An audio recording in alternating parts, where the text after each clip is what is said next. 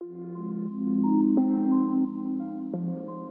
everybody, welcome back to another episode of Her. I am your host, Amena Brown. Thanks for coming back into the living room with me. And I actually had a story that I wanted to tell you all that I hope you will be able to identify with in some way. But I was like, you know what? I need to share this in our living room of sorts. So I hope you brought your hummus and your snacks while we talk about all of this. I have a really exciting brand partnership that I can't wait to tell you all about, but I can't tell you about yet, as of this recording anyway. But in the meantime, I will tell you part of it does involve a photo shoot and possible video shoot as well. And that also involves a wardrobe stylist. So I've had a wardrobe stylist before, shout out to Michelle Norris, but that was very different because Michelle would kind of style me per the event, but I would go shopping with Michelle because it would kind of help me to know like what to wear and different things that she would pick for me to try on that I would normally pick for myself. This is one of the first times, maybe just the first time, because I really can't think of another time for me career-wise where this has happened. But this is the first time I'm working with a stylist and they just needed my measurements and they're going to pick all of the clothes. And then I'm going to get to said shoot situation and try on the clothes and see what works, right? So a part of this meant that my husband had to take out a tape measure and measure my bust, my hips, and my waist. And it was a really interesting exercise because I think there's only one other time that I've done these types of measurements. I think it was for something I was trying to buy online and they needed you to measure yourself so that they could make sure the sizing was going to be accurate. So I haven't done that in a long time. It's been years. And as soon as my husband took that tape measure out and we were starting to write down the numbers to tell to the team of people that are working on this shoot, I started to feel really nervous and a little bit anxious. And I realized that a part of that is because I still have this thing in my mind. This is something I've been working to unlearn. But I still have this thing in my mind that when it comes to my body, there's always this question of how is my body measuring up, right? And in this moment where now you have a number, not just how your body might look in the mirror, how you feel about your body when you look at it, when you're just standing there with no clothes on and you're just looking at your body for what it is, for where it is. There are no Spanx, there's no underwear, there's nothing, just you there, you know? I think a part of what was happening with me was I had gotten to a point where I was no longer associating numbers with my body as much. I made a decision a couple of years ago to not weigh myself as often, to not make even my workout routine connected to what the scale says. That my desire to want to work out is because I want to be healthy. I also wanted to be stronger, that those two things didn't necessarily have anything to do with what the number on the scale said. So to go through this moment of measuring sort of the three parts of, my body, I can say, and maybe you would feel the same about your body, sort of measuring these three parts that there is this concern, even as I'm trying to unlearn it of, are they too big? Or for certain areas of the body, should it be smaller, right? And after we finished all the measurements and, got everything all typed up and sent off to the team of people that needed this information, I realized how vulnerable it is to think about measuring our body. And I wanted to share that with you all because I wanted to say these words out loud because I think it's something that we should talk about. And I'm really thankful for all of the body positivity activists that are out there that are continuing to bring up these types of conversations and help us think through our fat phobia, help us think through the ways that we don't love and accept and embrace the bodies that we have. And after sending off this email, I realized the only other measurements I really have to compare my body to are Sir Mix-a-Lot's measurements that he mentioned in Baby Got Back when he said that he wanted a woman who was 36, 24, 36. And at the time that I'm hearing Sir Mix-a-Lot's song, I'm a teenager, so I don't even know if at the time I was hearing that song, if I even knew what my measurements would have been for like the band of a bra. Like I was probably, that young, right? And that seemed to be this standard in a way, right? That like supposed to have these certain curves here, but these other parts of the body should be a certain size small. And I wanted to give you all an encouragement that I actually gave to myself as I've been really personally working on improving my self talk about my body. And I had to give myself the talk that I have measured myself because that information is needed for a project that I'm working on. But I am not working on my body or looking at my body to measure up to anything or anyone. That there isn't this particular standard that has to be met as far as my body is concerned.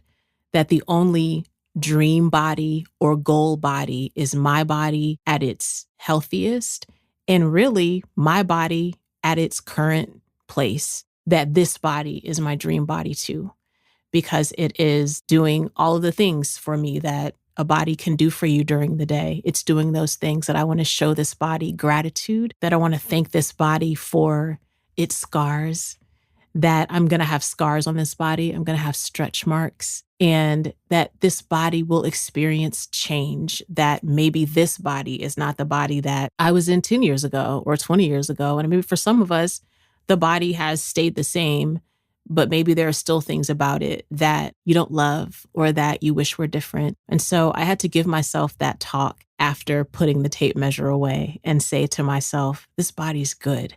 This body is beautiful with its stretch marks, with its folds. And I want to say to you, whatever body you have, it's beautiful. Whatever you do for yourself health-wise, as far as how you decide to exercise or how you decide to eat, all of those things are decisions that hopefully you're able to make more so from a place of, hey, this is the exercise I want to do.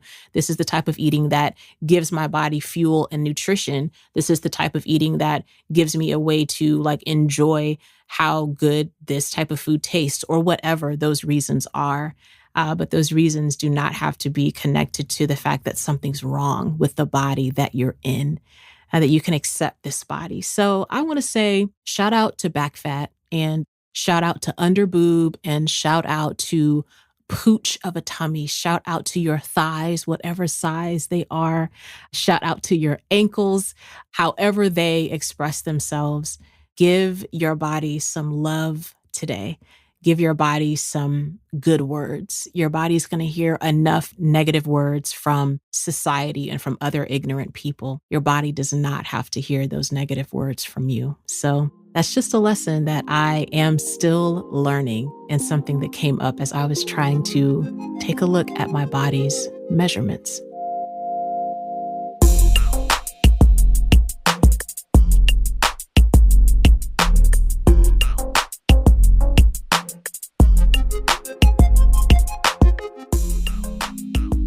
As of the day this episode released, we are 13 days from Election Day, which means if you are listening to this not on a Tuesday, then we are less than 13 days from Election Day.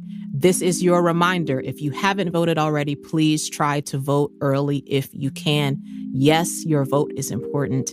Yes, your vote counts. We want to make sure that all of us do what we have to do to make sure our voices are heard. From time to time, I like to do some poetic readings in here. And this one is from someone who really inspires me, Megan Thee Stallion. If you're hearing that name and you're like, I don't know who Megan Thee Stallion is, there are many ways that you can find out about Megan Thee Stallion's music, her music videos, everything. Megan has been through a lot lately, and she has survived some really tough circumstances. So I wanted to give her a shout out by turning some of her Instagram captions into a poetic reading. So every now and then, I like to do a segment I call poetic readings. And I like to take different things that you might not think of as poetic and make poetic readings of them. For today's poetic reading, we want to thank our modern poet, Megan Thee Stallion. This is a poetic reading of Megan Thee Stallion's Instagram captions.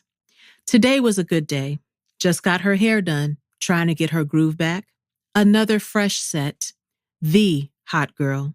She bad as a MF. She still ratchet. Please know that you are perfect in your own way, and never let anyone dim your light because you don't fit an image that pleases them. The goal is to be legendary, honey. Ain't nobody tripping because the money already made.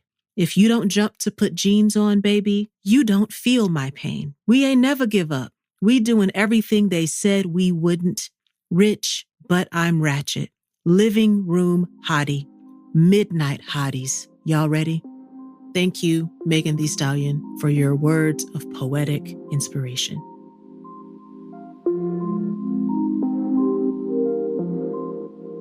This week, my guest is singer-songwriter Jennifer Chung, and this episode is a part of the Her archives and was recorded in the before times before the pandemic. But I had a great time talking with Jennifer about how she crafts her songs. And if you have not checked out Jennifer Chung's music, you will definitely want to after you hear our conversation. And you'll get a little bit of a sneak peek of some songs from her EP, After All. Check out my conversation with Jennifer Chung. I'm so excited to have singer-songwriter Jennifer Chung, who also is the co-founder of Watts Media and also, among other things, is a social media strategist. Welcome to the Her with Amena Brown podcast, Jennifer Chung. Woo! Just to meet Jennifer. I always clap. Thank you so much for having me again. I always clap because I'm just, there's going to actually be some like applause in here, but I clap because when we're recording, you get a chance to also experience that I'm trying to clap for you. Thank you. Y'all, I am so excited to have Jennifer on the podcast, and any of you that have been following my other podcast that I did for my book, the limited edition podcast I did for How to Fix a Broken Record, you may be familiar with Jennifer Chung already from that. And some of you may just be familiar with Jennifer Chung because she's amazing and you've already been listening to her music. But I'm so excited that you are joining me on the podcast today, Jennifer. We have so much to talk about. So if you haven't listened to it, you should go back and listen to How to Fix a Broken Record podcast, episode 5, Lessons in Adulting. You will get a chance to hear some different things about Jennifer there because we talked a little bit about your music, but we're going to get a bit more in depth. Jennifer was actually at my house. We were working on another project. She and her husband and me and my husband, we were all at the house, like kind of partly working and then partly like, catch me up on these things and tell me what's going on about that, And I was like, oh gosh, I got to have Jennifer on the podcast. So I'm so glad you're here. And I was trying to remember, Jennifer, how did we actually meet each other? Do you remember that? I feel like it had to have been through John, 100%. Mm-hmm. I don't know if it was because we went to an event that you both were throwing. Maybe you're so kind that you probably had found out that John had met someone.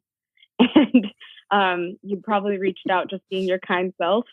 And I remember you invited me to do a show that usually you hosted, but you weren't going to be there.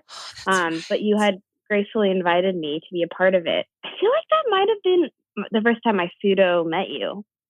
I think that might be right. And I was very sad. This was when my husband and I were still hosting our open mic at Urban Grind.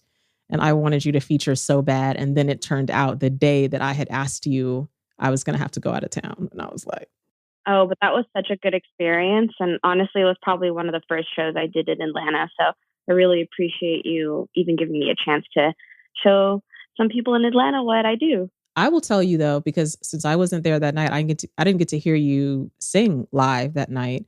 But the first time that I can remember hearing you sing live was at 529 here in Atlanta, when you and your husband, John, who I have known all this time under his artist name, Jules, and some friends of yours did this show called The Flip Side. And Matt and I forget where we were going that night. We had like another thing we had to go to, and then we were trying to like hurry up and leave that to like make your show. And we got there and that place was packed. I was like, it was so packed. There wasn't even like enough room for us to get inside the venue. We were like looking at y'all performing from like outside and sort of like the entryway of the building. And that was the first time that I ever heard you sing live. And my life has been changed. My life has been changed. Thank you. Honestly, it's been a huge adventure, and it's really cool that you also got to see John and I create events just like you and your husband do. Obviously, a lot of our community has to do with a lot of Asian Americans, and it's something that we're still trying to break through in the city. Yeah, I really appreciated that about the flip side, just the push to celebrate Asian American creatives, Asian American artists. Like Mhm. I loved everything. It was like every artist I saw, I was like writing down all the names, like wants to book this person, wants to work with them. I love not only the way that you perform. I've joked with Jennifer in the past. She did this cover of Khalid's Location. And to me, that's like your song. Like when I finally heard him sing it, I was like, what's he doing singing Jennifer's song? I still have to do a cover of it and like upload it online. I literally only performed it at that one show and never did it I really need that in my life. So I really need you to get that again. on a video. But since we're talking about create, I was really interested to hear more from you as a fantastic performer and also as someone who you can cover other artists' songs and you also write your own songs. Do you remember the first song that you ever wrote? Were you writing songs as a child or did that come to you later in life? I remember when I was a kid, I would literally write my own songs.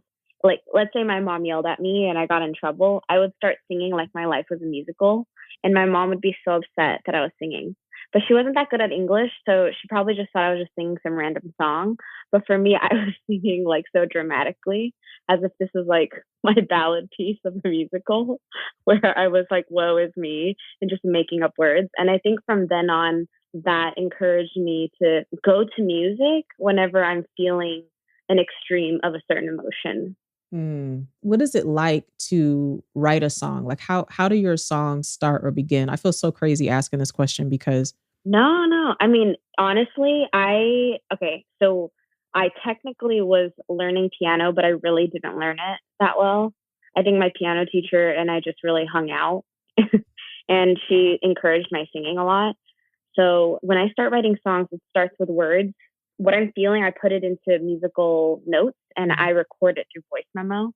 And then from mm, there, many of my songs I've written it from beginning to end, and then I'll sing it to an accompanist or I'll sing it to a producer and they'll make a beat around it.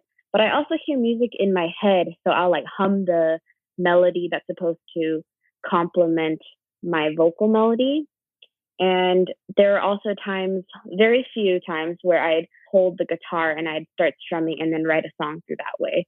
But there are a couple songs on my first album that I wrote with guitar first, but usually it's the lyrics first.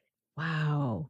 I'm very fascinated by the songwriting process because even though I also write, something that's lyrical as a poet, it's just so different than like the structure of songwriting and the Yeah. type of like economy with your words that you have to have in order to express like an emotion, but in this hook or in the Mhm. way the verse or the bridge is structured. So tell my listeners a little bit more about how you ended up like sharing your work through social media, through YouTube. Like when I think back about this, Jennifer, I'm like, oh my gosh, like you were sharing your work on this platform at a time that there weren't even a lot of people at that time, sharing Yeah. their work that way. So, talk to me about how you go from here's this little girl singing these songs when she's in trouble to kind of finding this audience for these songs that you had written. Yeah, I would say when I started posting videos on YouTube, I wasn't sharing any of my original work. It was just me sharing that I loved certain songs that people were coming out with, and I wanted to show to others how I sounded singing them.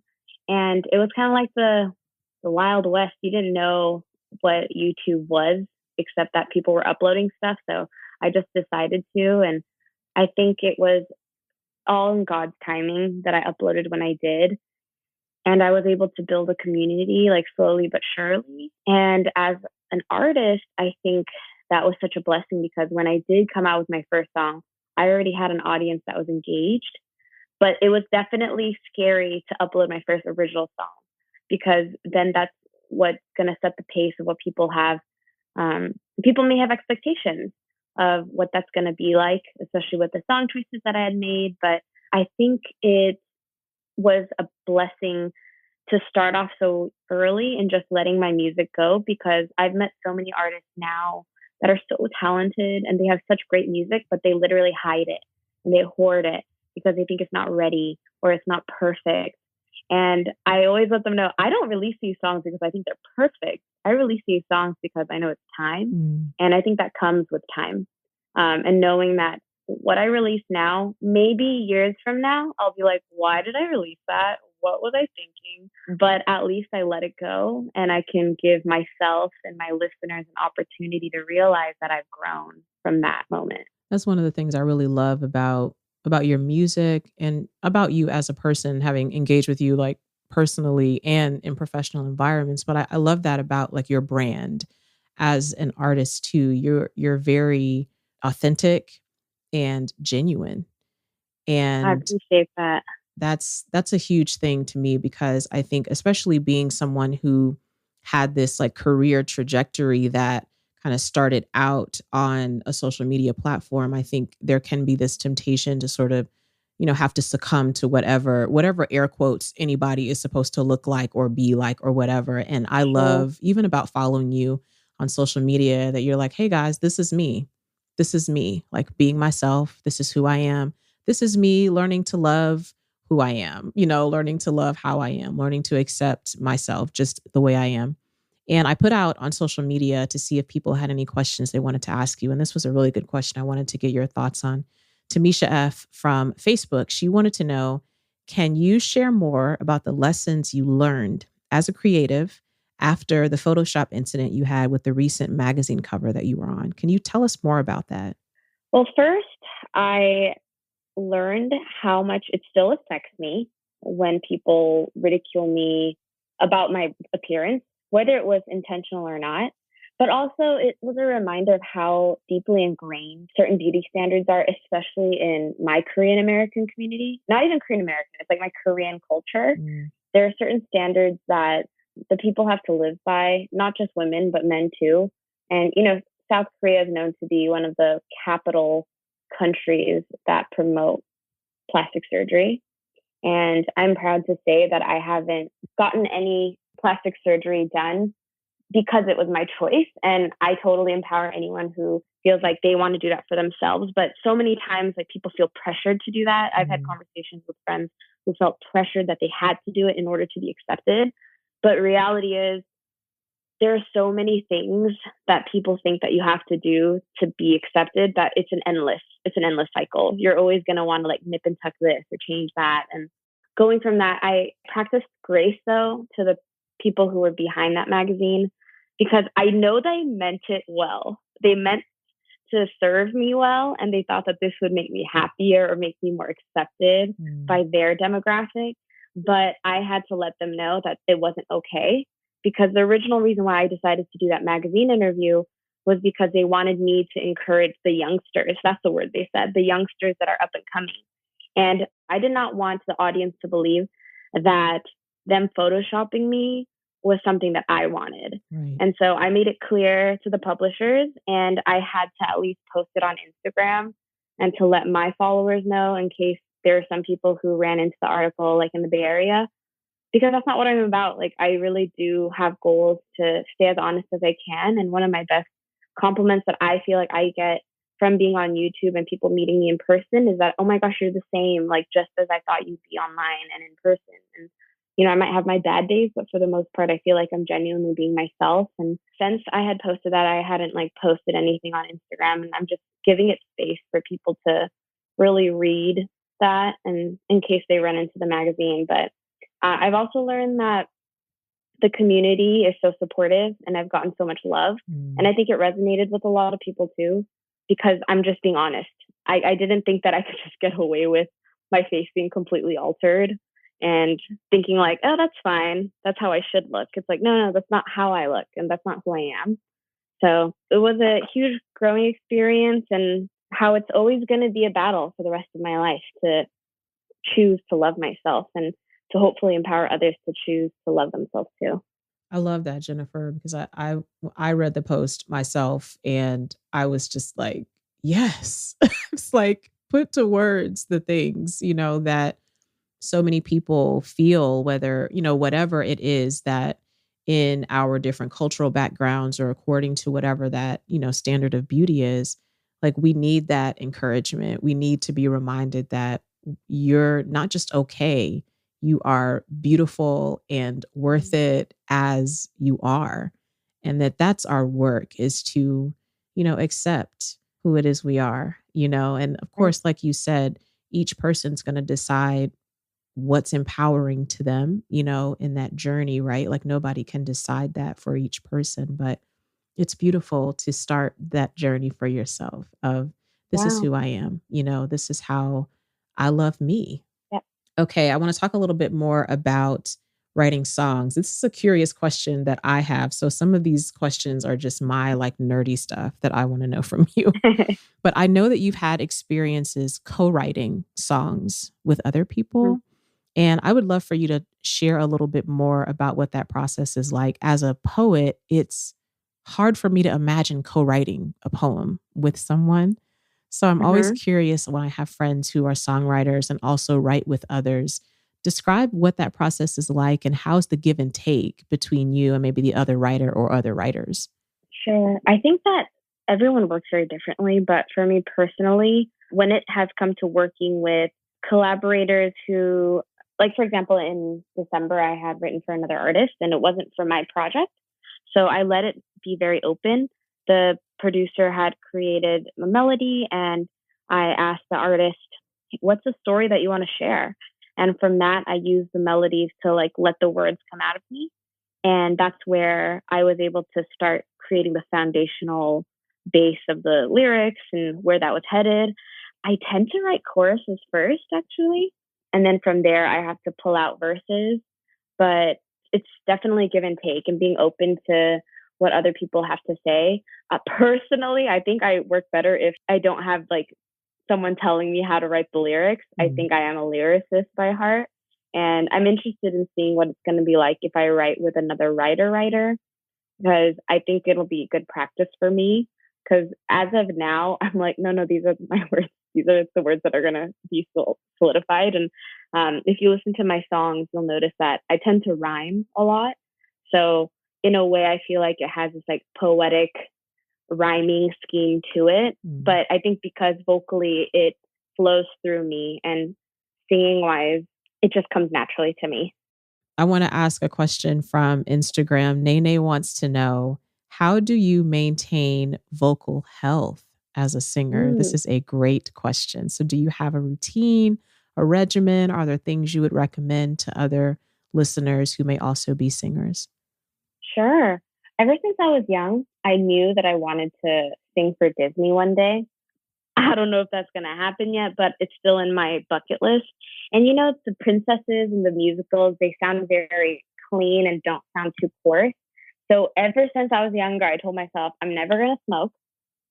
And I haven't ever smoked a cigarette. And it just doesn't appeal to me because I don't want to lose the vocal quality that I have right now. Even though I listen to someone like Adele or Alicia Keys and wish I had that husky tone, it's just not part of my vocal regimen. And also, I was told that whispering is actually not good for you. Mm. So I don't whisper very often. And even if I'm like yelling or shouting at the top of my lungs, whether it's at a basketball game or whatever, I always support myself with my diaphragm. And I don't, and if I lost my voice the night before, I did something wrong. And when I'm practicing singing, if I feel any pain, I stop because it shouldn't hurt. That Mm. means I'm placing things incorrectly. And also, it's good to stay away from dairy on days of performances. And personally, for me, I don't actually like to eat before I sing. And that could be like all day. So if I have a performance where I know I'm going to have a long set, I actually fast the whole time and maybe drink water and tea just because I don't want to burp. And that's about it. Mm. Yeah. Oof, I need to take some notes, honey. I normally I don't eat before performances. Like Yeah. once I get within like a 2, 3 hour threshold, like I Mhm. whatever food I'm gonna eat, I need to eat it before that time. and then I Yeah. can't eat anymore. But that's actually just for nerves because I'm just like, speaking of YouTube, I've always been like, before there was YouTube, it's like, you're just afraid I'm going to throw up on stage. That's what I was afraid of. But then once That's YouTube came it. along, I was like, I really can't have somebody capturing footage of me throwing up on stage now. So I just have Oh to, no, mm-mm, not a look.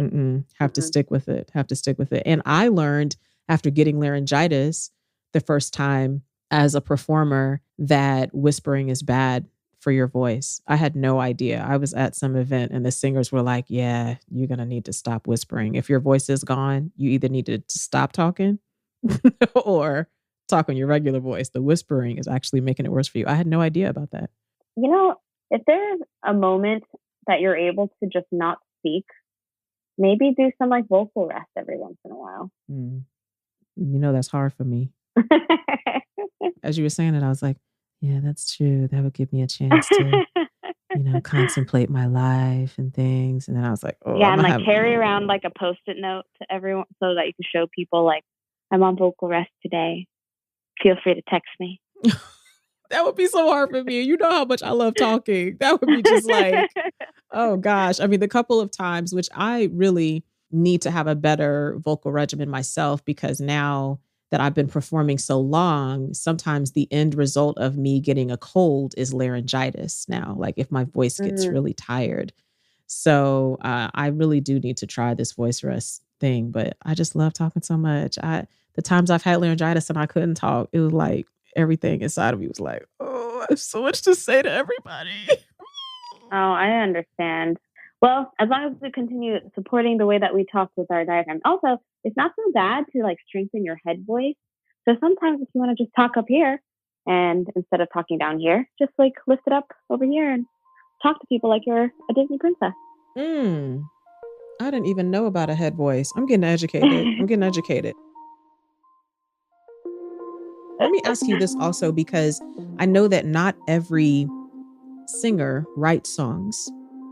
And then not all songwriters are super great singers. There are some people who are really great songwriters, but then their songs sort of end up with people that have, the really great voice.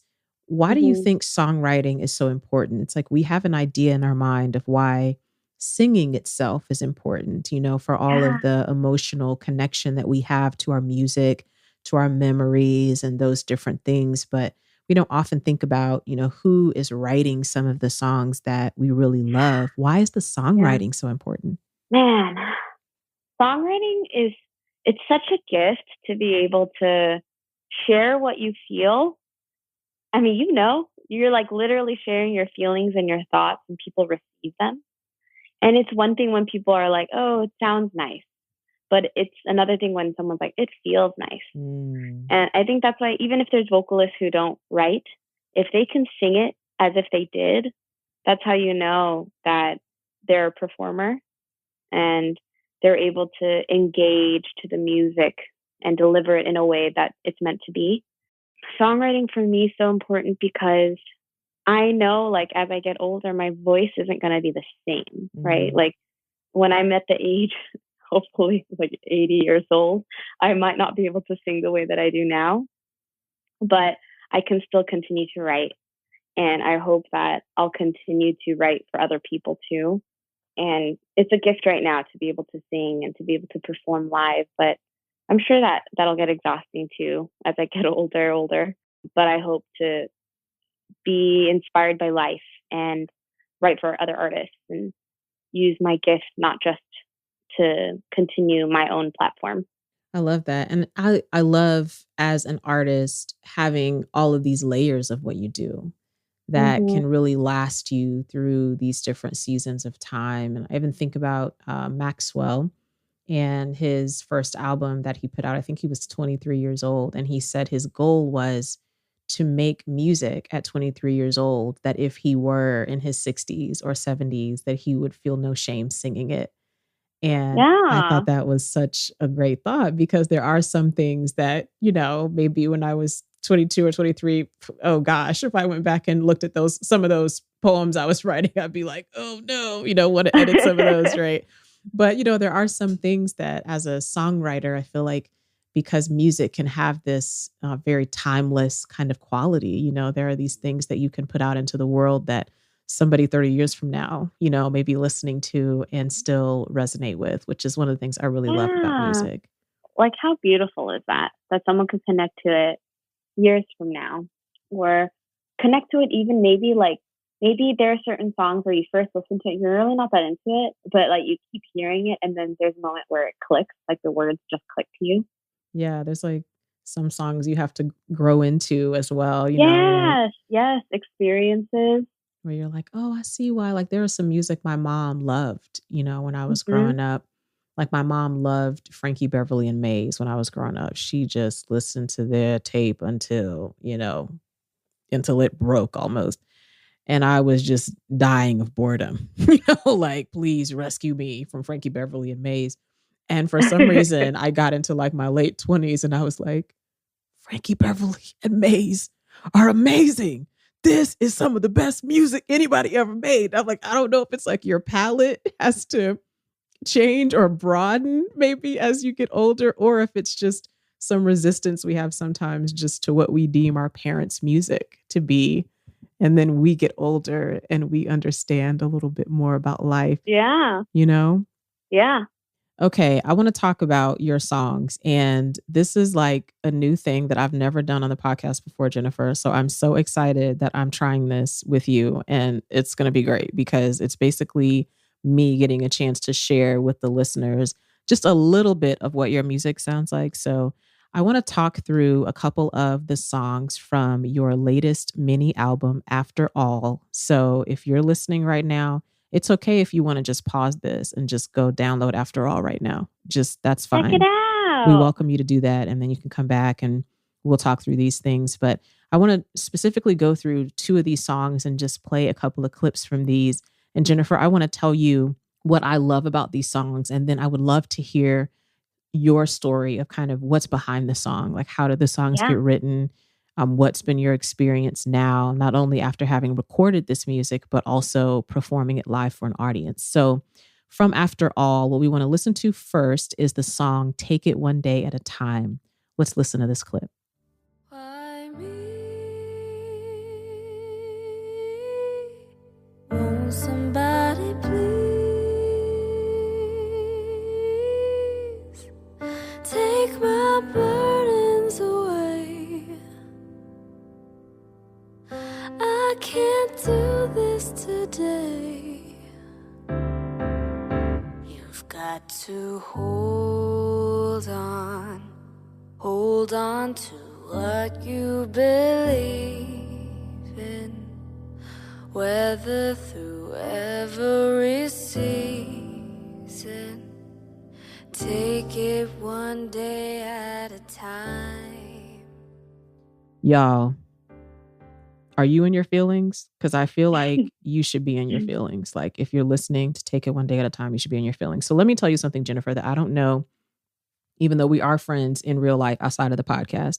I don't know that I ever shared this with you. So the beginning of 2018 was a really, really hard time for me and just for us, for my husband and I, personally and professionally. And I had created a couple of years ago this playlist on Apple Music called Healing Tunes. And every now and then I would just like, if I listened to a song that kind of was really soothing to my soul, I would just like chunk it into that playlist. So it's like hours of music now. And I listened to this song, Take It One Day at a time that I was very sad, very full of grief, very depressed. And I added it to my Healing Tunes playlist. And I still listen to it during times that I need to be reminded to take that space. And it was so beautifully written and it had so much space in it. Like, to me, the way you sang it and the way you approached even like the gentleness with which you sang some of the parts of the song. It is really one of my favorite songs of yours. Tell us more. How did this song get written? Well, I would say that growing up, I've definitely been exposed to my mother battling through depression, and she was a single mom. And I think it slowly became a part of my life as I grew up to be an adult as well. And the only way that I could say that I was able to survive is first and foremost like God's grace over my life. And I literally could not move forward unless I was taking it a day at a time. And I'm such a planner, and I have all these things of like, okay, I need to do this, I need to do that in order for me to get there. But sometimes you literally just have to take today for what it is. And, you know, now my husband and I are going on to 6 years of marriage, and we've learned so much about ourselves. And my husband battles through, you know, a dark place as well. And it was really my letter to him. And when I say those first words, like, I know it hurts, don't want to get out of bed, much rather lay there instead, but you face what you fear. The thought that no one is near, because you think that you're alone in this and you think that no one will understand. And no one will completely understand, but you have to keep going. And I think that's where he and I are intrinsically a little different, where I'm the type of person who kind of like keeps moving forward, and maybe to the point where I don't really face it. But he sits there and he lets it soak in. And I think that's something that I could learn from too, is because I've always been this type of person that's like, gotta keep going, gotta keep going. But there's beauty in being able to take it a day at a time and taking that moment and being able to just be proud of what today was and not fear what tomorrow is.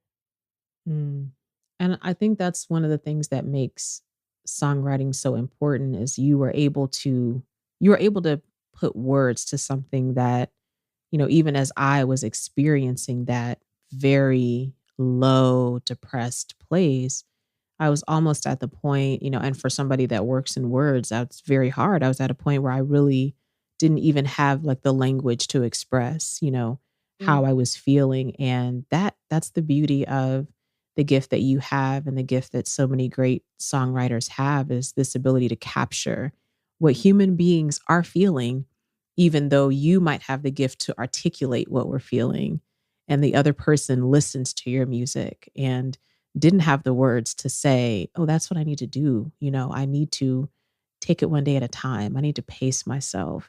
It was just so gentle and moving and healing. And I'm really glad that you wrote it, and so glad that you're sharing it with the world. Have you performed this song any place? And what's been the experience now, not just having written it, but also like sharing it in an audience? Yeah, I've sung it a couple times. I sang it at my mini album release in Atlanta, and I sang it at my mini album release in LA. And first of all, it's kind of a hard song to sing. So I get annoyed at myself for writing it because I have to be mentally and physically prepared to sing it. But it's also a really depressing song. Okay, maybe I sang it 3 times, but it's a song that really brings things out of people. So I have to think about whether or not I want to put people there, and if it's the right space to do it.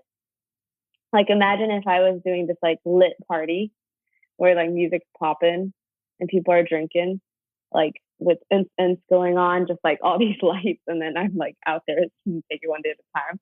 I just don't think it's like the right time and place. But it's like my little magic power if I want to release it, because I know at least one person might come up to me and share with me a story, and I also have to be ready for that. Yeah, right. I love that. But let's talk about my favorite song. This is my all-time favorite Jennifer Chung song. If you are ever at a Jennifer Chung show and I'm there and she does this song, it's me yelling from the crowd. That's my song. Okay. So my favorite Jennifer Chung song is Broke, which is also featured on her latest mini album, After All. Let us take a listen to a little bit of Broke. When you came in my life, I knew you were the one. You had integrity, I wasn't just for fun. Made sure that I was yours, got married in 4 months. We still out here, now it's 4 years, I'm saying we were broke. Well, we're still broke but never broken. Flashy things things can get distracting from what's happening. Without them, we're still happy. It doesn't even matter that we're broke. Y'all, if you didn't body roll while you were listening to that, I don't know what to do. Like, I don't know what you're doing with your life. Like, listening to Broke is a perfect body roll opportunity. So if you missed out on it, you need to just go back and just buy the whole album, and you need to listen to Broke again and body roll to it. Oh my gosh, Jennifer, you know this is my song. You know this is my song. And, you know, Jennifer and John and Matt and I have something in common in that both of us work in our businesses with our spouses. So when I first listened to the whole album, Jennifer, and I got to this song, I was like, this is us too. You know, like I knew this was you like Legit. telling your story, but I was like, this is us too. You know, like when you're in business together, you make it through the times that, you know, the gigs came in, the clients paid, and there's money. And you make it through the times that you're like, somebody please send us a check because. Yes. So tell me more about the inspiration behind Broke and what's it like to get a chance to perform that song with your husband? Oh man. I mean, story of our life, like when we decided to commit to each other, we literally told each other, hey, you're broke, I'm broke, let's just be broke together. And then we could like build together. And I think that's why when we wrote the song, when we say like we were broke, well, we're still broke, because it's like this uphill climb of like trying to build something. And for sure, God has delivered and continues to do so. But it's also us letting people know, like, we don't have everything figured out, but we continue to choose to figure it out together. And I hope that it encourages people, like, you don't have to have everything to have everything. You can figure it out together. You can build together. And I also thought it was a really good, like, juxtaposition of like having this like contemporary, like hip song melody that's very resonating right now with contemporary music. But to say, like, as a rapper, to admit that you don't have all the chains, you know? So when John's able to rap through it and I'm singing through it, like, we sing it proudly because it keeps us grounded and keeps us relatable, and we can continue to move towards something. You know, that's my song. I love that song so much. And I just think there is a lot of power in being able to talk about being broke too, because I know, like, I've been in some settings, you know, particularly like professionally, where I'm like looking around, you know, and I'm like, okay, I know we broke, but like these other people in here, maybe they don't seem like they're broke. And, you know, now like I have a part of my set where I just talk about brokenness real quick. And, you know, there are some people in the room who are like, I have no idea what you're talking about. But most people in the room are like, yes, either been there or currently there. And it's just this moment where like you get to share in that with people. Like, everybody's not going to have it together all the time. People have bills and don't necessarily have the money to take care of those bills. Like, that's a part of the human experience for a lot of people, you know? And that's the thing, like, how cool is it that we were able to, you know, create a song where people can proudly say that they're broke. Come on, I'm broken, I'm proud. Yes. Yes. Like, it's okay. We're not broken though. Like, how cool is it that we have the opportunity to work hard towards something? And if we're happy while we're broke, like, we'll definitely be happy when we're not. Right. Because it's not, you know, it's cliche to say, but it's true. Like, it's not the amount of money a person has that makes them happy. Like, that's not where the center of your joy or your peace is going to come from. And I also thought Broke is just it's a beautiful love story to tell. That's not like, you know, it's like there's certain different ways a love song can be written, you know, and maybe it's written from the angle of like, the guy has all this money and he's like, I want to buy you rings, girl. And I want to take you to do this to that. Or it's like some like Bonnie and Clyde '03 type situation, you know, or it's like, here we are with all our name brand, whatever things. And like, I just appreciate it. It's like, we can be in love and walk through our lives together and partner together and put our little nickels together. Yes. Yes. And honestly, when I know like there's this thing where you have to, or society makes you feel like you have to look like you have everything together. Yeah. But we found that people have been so much more gracious and loving towards us because we're honest with what we have and don't have. Yeah. And still can find joy in that because, people want to be around happy people.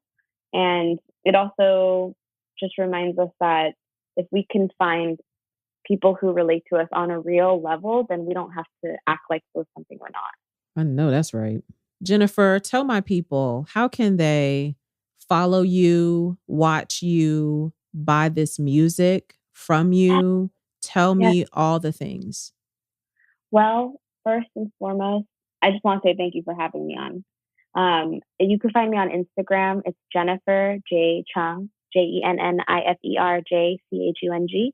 And that's my username for Twitter, for Facebook, on Spotify and Apple Music and all those platforms. You can find me as Jennifer Chung. And I came out with my single V-Day for Valentine's Day. And it's a song for single people. So if you were writing solo this Valentine's Day, then the song's for you because this is written to embrace that singlehood because it is a gift. And whatever place you are in life, it's a gift. So I hope that y'all will keep up with me and come to a show sometime. And every stream matters and every, music purchase matters. And check out Watts.media. That's the content agency my husband and I founded. Besides being a rapper, producer, he's also a videographer and photographer. And I also help with brand messaging and running social media accounts for people. And I love it. It's one of my favorite things to do because in a world of so much content out there and social media being something that could be used for bad, I believe Amena, for example, is someone who uses it for good. And I think more people can do that. So we're here to help if you need us. Y'all check out everything that's Jennifer Chung. Check out all of it. And if she comes to your city, don't think about it. Just buy the tickets. Just buy them. Please. And come there and see her. Jennifer, thank you not only for just joining me on the podcast, but for being such a positive force in the world. I'm so glad that your voice and your writing exists. Thank you so, so much. Thank you so much.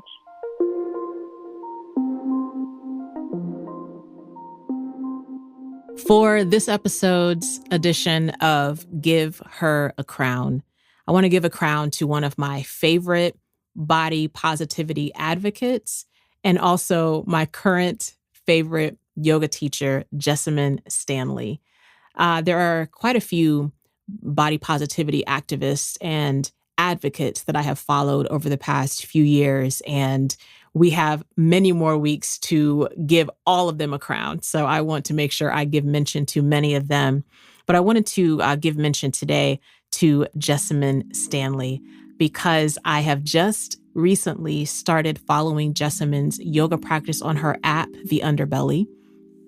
And just all of the different yoga classes that I've taken over the years, which, many of those classes have also been wonderful, but to come into a practice with Jessamine where she is giving you these affirmations, encouraging you to be kind to your body in the process of your yoga practice, encouraging you to not see your yoga practice as a place to push yourself into pain or these huge amounts of discomfort.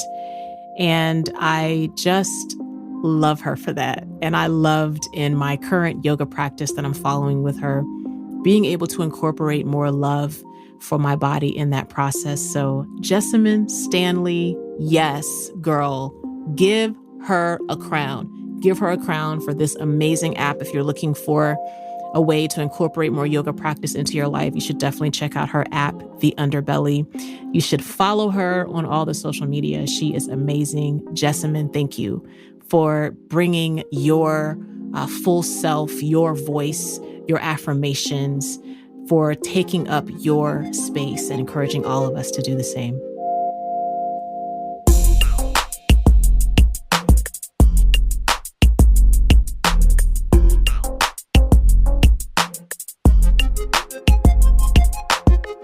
Her with Amena Brown is produced by Matt Owen for Soul Graffiti Productions as a part of the Seneca Women Podcast Network in partnership with iHeartRadio. Thanks for listening, and don't forget to subscribe, rate, and review the podcast.